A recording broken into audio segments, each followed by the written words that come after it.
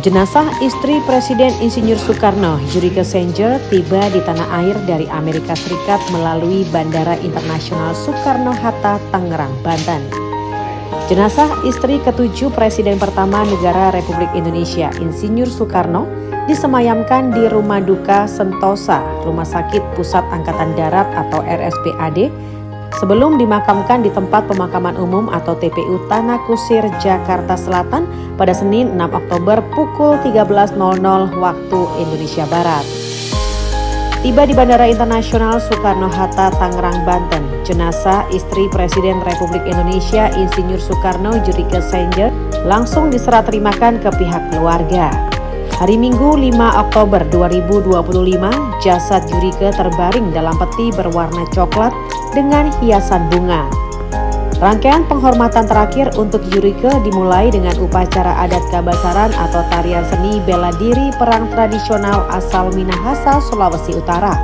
Kemudian keluarga dan kerabat memulai ibadah penghiburan. Diketahui Jurike Sengger meninggal dunia di California, Amerika Serikat pada usia 81 tahun setelah berjuang melawan penyakit kanker payudara. Menurut Kapospol Kargo Bandara Soekarno-Hatta, Ibda Ferry Susanto mengatakan jenazah almarhumah Jurike Sengger tiba di bandara pukul 15.35 waktu Indonesia Barat. Jenazah langsung diserah terimakan kepada pihak keluarga di Human Remains Kargo Bandara dan kemudian dibawa untuk disemayamkan di Rumah Duka Sentosa RSPAD. Dan pada Senin jenazah akan dimakamkan di TPU Tanah Kusir, Jakarta Selatan. Pemulangan jasad Jurike Sengger disambut duka oleh keluarga dan kerabatnya.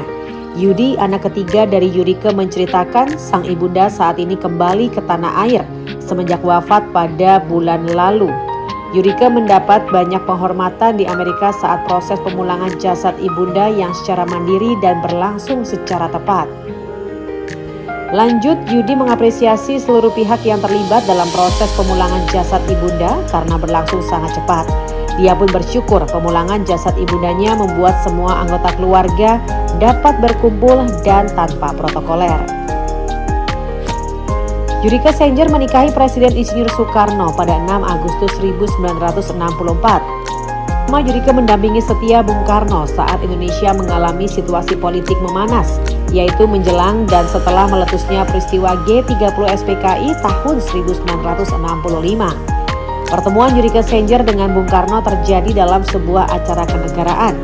Jurike, gadis keturunan Jerman Manado yang lahir pada 22 Mei 1945, saat itu masih duduk di bangku SMP dan aktif sebagai anggota Barisan Bhinneka Tunggal Ika. Bung Karno berpisah dengan Jurike ketika mengalami lengser kekuasaan pada tahun 1967. Awalnya perceraian itu ditolak oleh Jurike. Bung Karno bercerai dengan Jurike agar tidak ikut menderita hingga akhirnya 21 Juni 1970 Bung Karno wafat.